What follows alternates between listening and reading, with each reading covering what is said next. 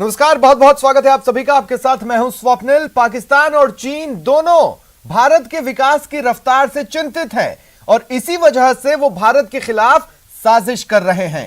चीन जहां एक बार फिर पैंगोंग झील के पास अपनी काली साजिशों को अंजाम दे रहा है, वहीं पाकिस्तान भी उसी की राह पर चल पड़ा है। इतना ही नहीं, पाकिस्तान में हिंदुओं की आस्था पर भी आक्रमण किए जा रहे हैं। आज अपने इस खास शो में यही सब बताएंगे, तो चलिए शुरू करते हैं स्पेशल रिपोर्ट। एक बार फिर पाकिस्तान में हिंदुओं की आस्था को चोट पहुंचाई गई है। एक बार फिर पाकिस्तान में इस्लामिक कट्टरपंथ का घिनौना चेहरा दुनिया के सामने आया है। दरअसल कराची में देवी जोग माया के मंदिर पर एक जिहादी मानसिकता वाले ने हथौड़े से हमला किया, कई मूर्तियों को खंडित कर दिया। इतना ही नहीं, हिंदुओं से नफरत करने वाले इस जिहादी शख्स को जब पकड़ा गया तो उसने अपनी इस करतूत को वाजिब ठहरा दिया। इस्लाम राज में कैसे कट्टरपंथी हो गए हैं बेलगाम और कैसे हो रहा है हिंदुओं का अपमान, आइए दिखाते हैं।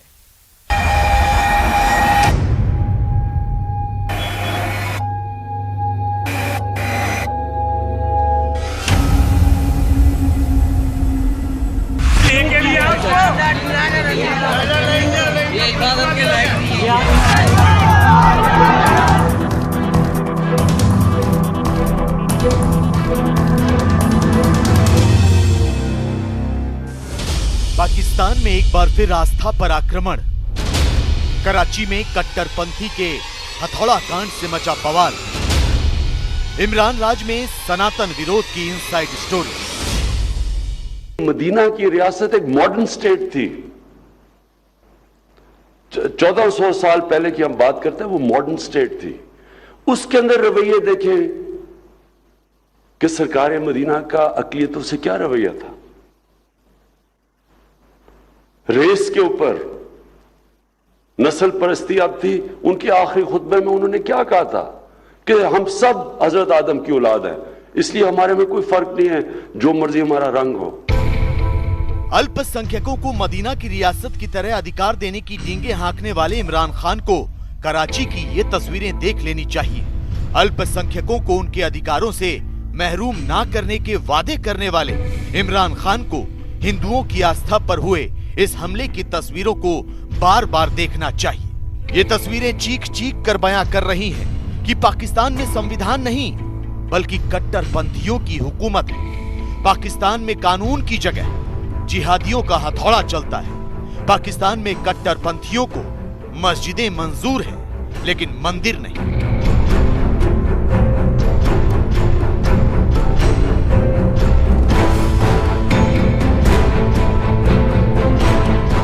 पाकिस्तान में कराची के नारायणपुरा इलाके में एक दुर्गा मंदिर है। यहाँ रोज की तरह शाम को आरती की तैयारी हो रही है, लेकिन तभी वहां एक इस्लामी कट्टरपंथी हथौड़ा लेकर पहुंचा और उसने मंदिर में स्थापित मूर्तियों को खंडित करना शुरू कर दिया। इससे पहले कि वहां मौजूद लोग कुछ समझ पाते, ये जिहादी हिंदुओं की आस्था पर चोट कर चुका था। कराची में दर्ज की गई एफआईआर के मुताबिक 20 दिसंबर की शाम करीब 6 बजे आरोपी नारायणपुरा की जोग माया मंदिर में दाखिल हुआ। आरोपी के हाथ में हथौड़ा था और लोगों के पकड़ने से पहले ही वो हिंदू देवी जोग माया की मूर्ति को नुकसान पहुंचा चुका था। 25 साल के आरोपी युवक का नाम वलीद है, जो कराची का ही रहने वाला है। इसे लोगों ने दबोच लिया और कराची की ईदगाह पुलिस के हवाले कर दिया। लेकिन कट्टरपंथ की किताब कंठस्थ कर चुके वलीद को अपनी इस करतूत पर जरा भी अफसोस नहीं है। देखिए कैसे वलीद भीड़ के सवालों का जवाब देते हुए कहता है कि ये जगह इबादतगाह के लायक नहीं।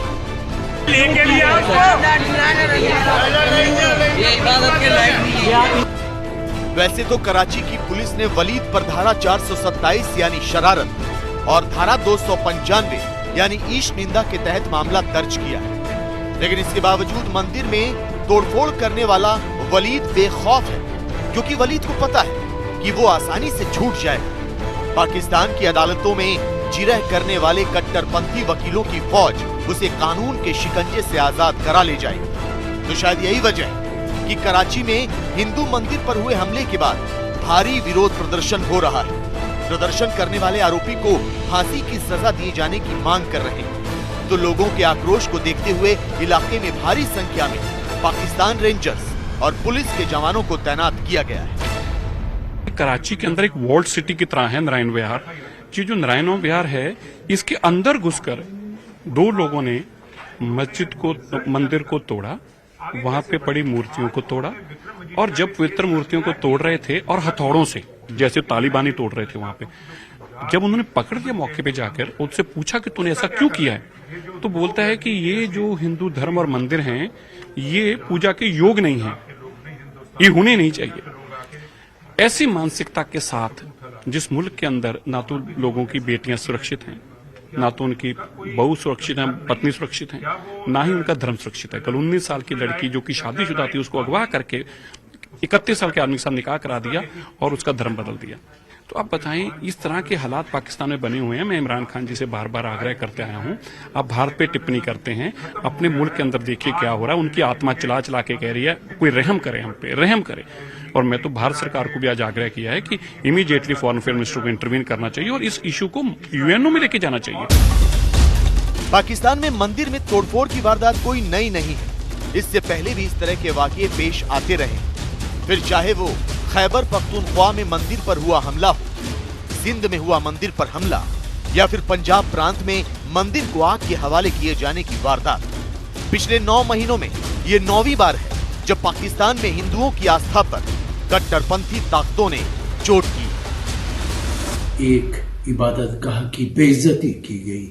दुनिया के किसी भी मुल्क में, चाहे वो कोई भी मुल्क हो, अगर इबादतगाहों के साथ इस तरीके का सलूक होता है, चाहे मस्जिद तोड़ी जाए या मंदिर तोड़ा जाए या गुरुद्वारा तोड़ा जाए, वो इंतहाई दुर्भाग्यपूर्ण है। ऐसा लगता है कि उस देश के अंदर इंसानों की तादाद कम है और हैवानों की तादाद ज्यादा है। ये एक निरंतर प्रक्रिया बन गई है पाकिस्तान में हिंदुओं के मंदिरों को तोड़ना, हिंदू महिलाओं पर आक्रमण करना, हिंदुओं की हत्या करना और धर्मांतरण करना। मुझे लगता है कि संयुक्त राष्ट्र को इस पर हस्तक्षेप करना चाहिए, क्योंकि संयुक्त राष्ट्र संघ ने पूरी दुनिया के सामने वादा किया और पाकिस्तान उसका सिग्नेटरी है कि ये अपने यहाँ के अल्पसंख्यकों के जान माल, धर्म और उनके अस्तित्व की रक्षा करेगा। पाकिस्तान संयुक्त राष्ट्र के उन प्रावधानों का सीधा उल्लंघन कर रहा है। पाकिस्तान के संविधान में आर्टिकल 25 अल्पसंख्यकों को अपनी आस्था का पालन करने की इजाजत देता है। आर्टिकल 33 अल्पसंख्यकों के अधिकारों की रक्षा के लिए सरकार को जिम्मेदार ठहराता है। लेकिन लगता है कि इमरान सरकार सिर्फ आर्टिकल 2 पर ही अमल करती है, जिसके मुताबिक इस्लाम ही देश का एकमात्र मजहब होना चाहिए। तो फिर सवाल ये कि इमरान खान और उनकी बेशर्म सरकार अल्पसंख्यकों के साथ समान व्यवहार के दावे क्यों करती है? इमरान खान रियासत मदीना की तरह अल्पसंख्यकों के अधिकारों की सुरक्षा करने का ढोंग क्यों करते हैं? और सबसे बड़ा सवाल ये कि क्या उनकी नजर में मंदिर की मूर्तियों को खंडित करने वाले ने ईश निंदा नहीं की? अगर की है तो उसे सजा दिलाने के लिए इमरान खान की सरकार अब क्या करेगी? पाकिस्तान में कट्टरपंथ की जड़ें बहुत मजबूत हो चुकी हैं। जियाउल हक के दौर से ही सरिया को जरिया बनाकर कट्टरपंथी अल्पसंख्यकों को निशाना बनाते आ रहे हैं।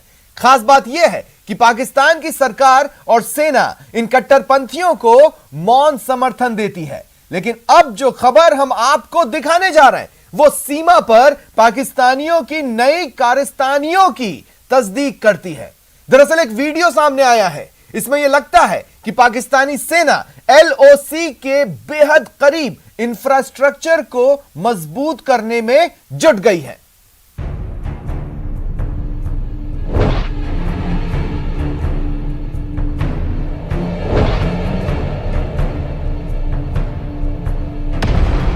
LOC के नजदीक पाकिस्तान की हलचल।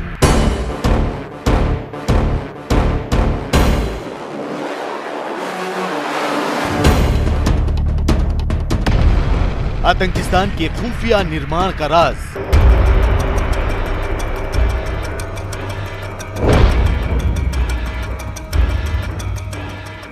बॉर्डर के उस पार इमरान खान के आतंकी यार भारत में घुसपैठ कर बड़ी वारदात को अंजाम देने की योजना बना रहे हैं। हाफिज सईद, मसूद अजहर और सैयद सलाहुद्दीन जैसे खूंखार आतंकी सरगना कश्मीर को दहलाने की साजिश रच रहे हैं। आतंक के नए रंगरूटों की भर्ती का प्लान तैयार किया जा रहा है। पीओके के आतंकी कैंपों में खूनी जिहाद का झंडा थामे दहशतगर्दों को ट्रेनिंग दी जा रही है। लेकिन अब पाकिस्तान ने एलओसी के करीब निर्माण कार्य करना भी शुरू कर दिया है।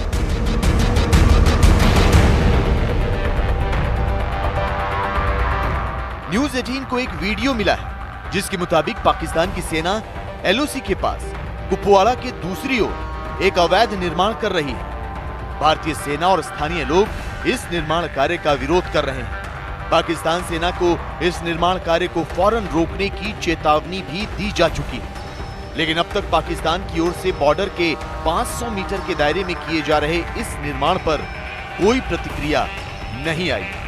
जो ये आप काम कर रहे हो यह 500 मीटर के अंदर में आता है। आप कृपा करके इस काम को बंद कीजिए और जल्दी से जल्दी इस कार्य को बंद कीजिए, नहीं तो हमें दूसरे तरीके से बंद करवाना आता है। भी रेड फ्लैग चढ़ा दिया, ऊपर भी सीएचक्यू में भी चढ़ा दिया। और जल्दी से जल्दी इस कार्य को बंद कीजिए। आपको हम कल से इस बात पर गुजारिश कर रहे हैं, बार बार हम इस कार्य को पर गुजारिश नहीं करेंगे। इस वीडियो पर भारतीय सेना की ओर से अभी तक कोई प्रतिक्रिया नहीं दी गई है, लेकिन यह भी सच है कि पाकिस्तान एलओसी को जंग का मैदान बना चुका है। दरअसल पाकिस्तान और भारत के बीच 3,323 किलोमीटर लंबी सीमा रेखा है। ये सीमा रेखा भारत को पाकिस्तान के 4 प्रांतों से अलग करती है। ये दुनिया की सबसे खतरनाक सीमाओं में से एक मानी जाती है। पाकिस्तान में अपने आकाओं के सहारे ये कोशिश कर रहा है कि वहाँ के लड़ाकुओं को और जो हिंदुस्तान के खिलाफ आग उगलने वाले लोग हैं पाकिस्तान में, उन सबको मिला करके जम्मू एंड कश्मीर में आतंक का एक नया कुचक्र चलाया जाए। बावजूद इसके भारतीय सेना ने और सिविल गवर्नमेंट ने दोनों ने मिलकर कुछ ऐसी कार्रवाइयां की हैं जिससे उसके हौसले पस्त नजर आ रहे हैं। जहां तक भारतीय सेना का सवाल है, उसने इन्फिल्ट्रेशन को काफी हद तक रोक दिया हुआ है।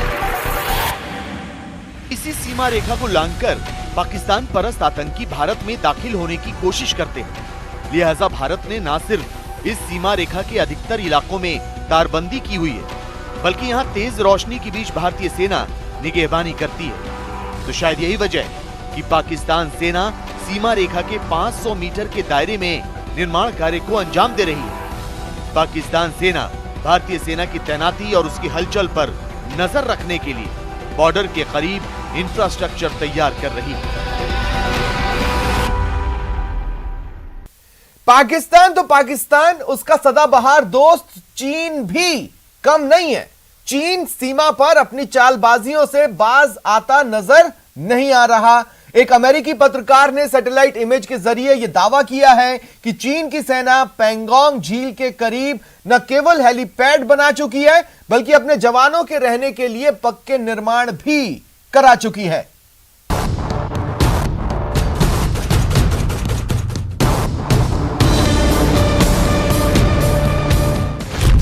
क्या लाल सेना ने पेंगोंग के करीब बनाया हेलीपैड? क्या चीन ने पेंगोंग के पास बनाया सैन्य अड्डा? क्या एलएसी पर चीन नया बखेड़ा खड़ा करने वाला है? चीन की मंशा पर ये तमाम सवाल इसलिए उठ रहे हैं क्योंकि एक सैटेलाइट तस्वीर सामने आई है।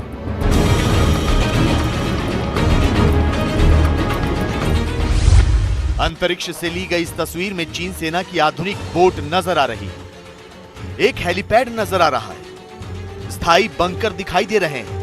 सैनिकों के रहने के लिए बनाए गए कैंप नजर आ रहे हैं और दावा यह किया जा रहा है कि चीन की सेना ने पेंगोंग झील के करीब पक्का निर्माण कर लिया है। फिंगर 8 से फिंगर 4 की तरफ इस तरह की कोई कार्रवाई मुझे नहीं लगता कि इंडियन आर्मी में अब किसी भी तरह की टॉलरेंस होगी कि वो इसको अलाउ करेगा, चाहे कितनी भी डिफिकल्टी आए। अमेरिकी फॉरेन पॉलिसी मैगजीन के लिए काम करने वाले जैक डेच ने यह सैटेलाइट तस्वीर पोस्ट की है। जैक डेच की माने तो चीन ने भारत के साथ हुए समझौते का उल्लंघन करते हुए पैंगोंग झील के करीब अपनी सेना की रिहाइश और उसकी सुविधा के लिए इंफ्रास्ट्रक्चर तैयार किया है। तस्वीर को देखकर ऐसा लगता भी है कि पैंगोंग झील के पास चीन कुछ तो खिचड़ी जरूर पका रहा है, क्योंकि सैटेलाइट तस्वीर में चारों तरफ बर्फ और नीली झील साफ नजर आ रही है। चीन सेना का निर्माण साफ नजर आ रहा है।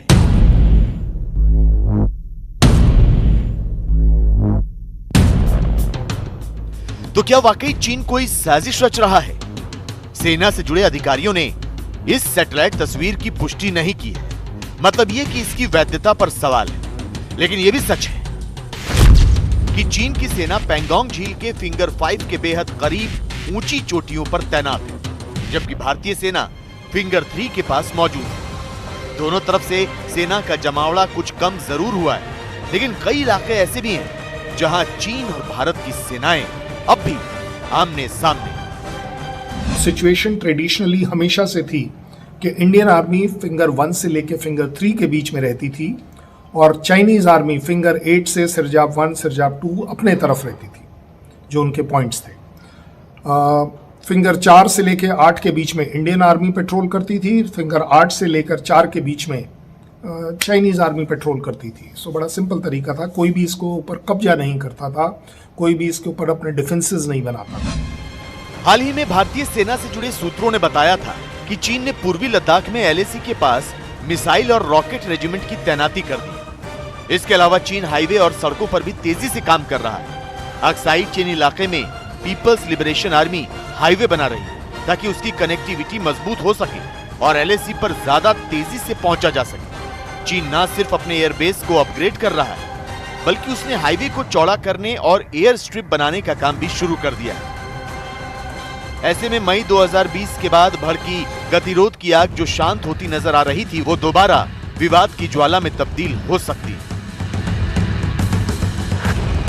पैंगोंग इलाके के फिंगर 4 से फिंगर 8 तक दोनों देशों की सेनाओं की वापसी पर हुआ समझौता खटाई में पड़ सकता है। और यहां रुकते हैं एक छोटे से ब्रेक के लिए, कहीं जाइएगा नहीं, जल्द हाजिर हो रहे हैं।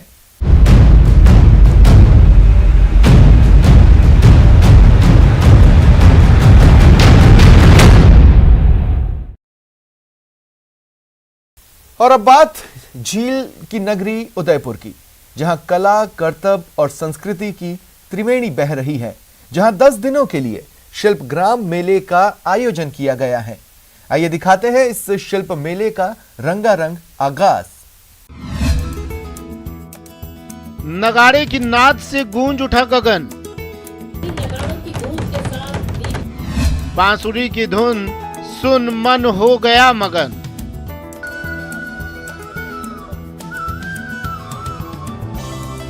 ढोलक मृदंग की थाप ने तन में तरंग भर दी।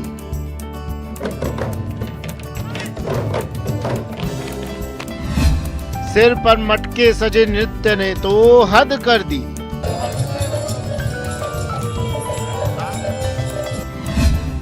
सुरीले साजों पर दिलकश आवाज,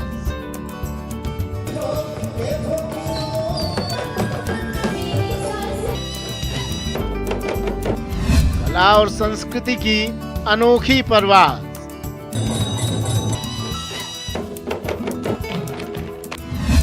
बालक बूढ़े जवान झूम उठे तमाम। डांस चल रहा है,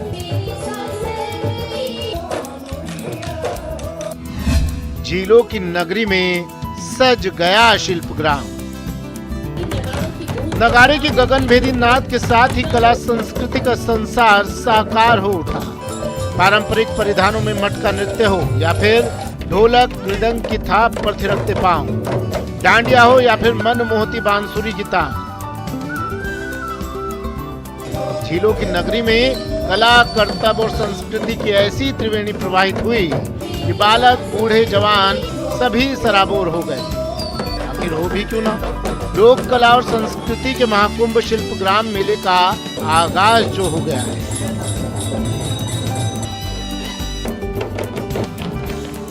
दस दिनों तक चलने वाले इस लोक महोत्सव में 25 राज्यों के 400 लोक कलाकार इस महाकुंभ में अपनी भागीदारी निभा रहे हैं। और अनेकता में एकता के भारतीय दर्शन को साकार कर रहे हैं। राज्यपाल कलराज मिश्र और प्रदेश के कला संस्कृति मंत्री डॉक्टर बी डी कल्ला ने नगाड़ा बजाकर इस 10 दिवसीय रंगारंग लोक उत्सव का आगाज किया। इस मौके पर राज्यपाल कलराज मिश्र ने कहा कि देश इस समय आजादी का अमृत महोत्सव मना रहा है और ऐसे समय में लोक कलाओं का ये पर्व हमारी विविधता में एकता की संस्कृति को दर्शाता है।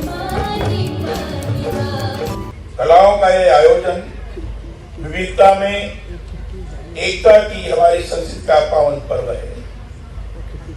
यूनिटी इन डाइवर्सिटी, विविधता में एकता का एक पर्व है। सुदूर प्रांतों से रंग बिरंगी वेशभूषाओं में जैसे पूरा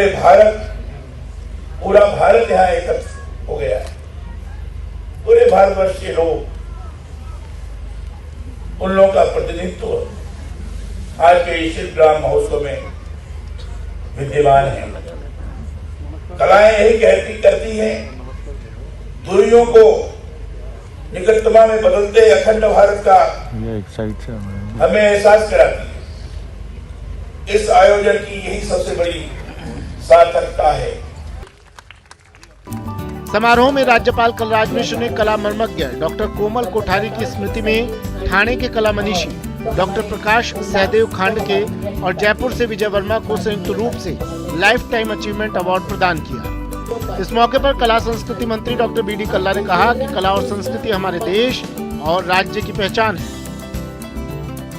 राजस्थान, गुजरात, महाराष्ट्र, गोवा, दमन, दीव, नागर हवेली और सिलवासा, इन सब से मिलकर ये वेस्ट जोन कल्चरल सेंटर पूर्व प्रधानमंत्री राजीव गांधी जी ने बनाया था और इसका उद्देश्य ये था कि इसके माध्यम से वेस्ट जोन कल्चरल सेंटर के जितने भी इस क्षेत्र में रहने वाले कलाकार हैं उनको उभारा जाए, उनको मंच प्रदान किया जाए और उनको अंतर्राष्ट्रीय स्तर पर ले जाया जाए।